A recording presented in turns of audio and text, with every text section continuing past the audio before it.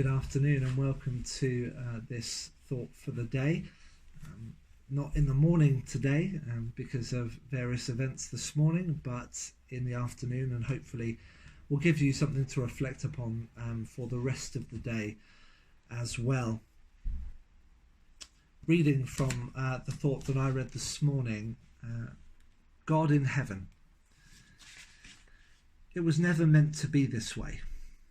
When the first human beings, Adam and Eve, ran from God, they broke his heart and his world, and tears and sickness and pain and death came in. God made his world to be our perfect home, but sin has spoiled everything. We have made a terrible mess of God's world. We lost it all. Did God abandon us? Did he just look down from heaven at the mess we'd made?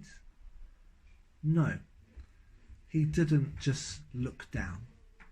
He came down. God himself came down. Not as a judge to punish us, but as a rescuer to save us.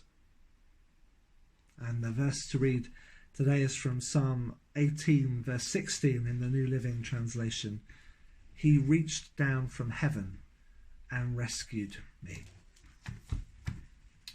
We know John 3, verse 16 well. Many people will know it well. For God so loved the world that he gave his one and only Son, that whoever believes in him shall not perish, but have eternal life. But many of us don't know John 3, verse 17, that comes immediately afterwards, where Jesus continues, "For God did not send his Son into the world to condemn the world, but to save the world through him." This is the wonderful thing about grace, that God does not treat us as our actions deserve, but treats us in accordance with his love for us. That every act of discipline, of correction that God gives, every moment of judgment that God passes is always tempered by God's love, is always rooted in God's love for us. We know the ways in which we've messed up. We know the ways in which sin has marred our lives and the world in which we live. We just need to turn on the news and see the mess that the world is in. And yet God is a God who loves us, and his love for us is not some distant, nice, airy-fairy, touchy-feely kind of love.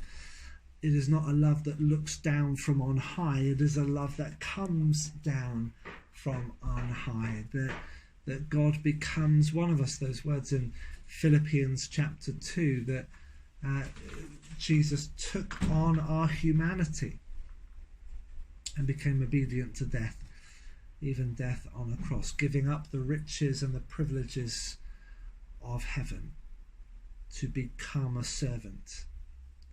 This love that comes down in intimacy and vulnerability, but in power and strength and victory. And so today, as you think about your life, you think about the world as it is, know that God does not look down on you in condemnation, but that he looks down on you in love, and he reaches out his hands to rescue, to save, in all the ways that you might need rescuing and saving today.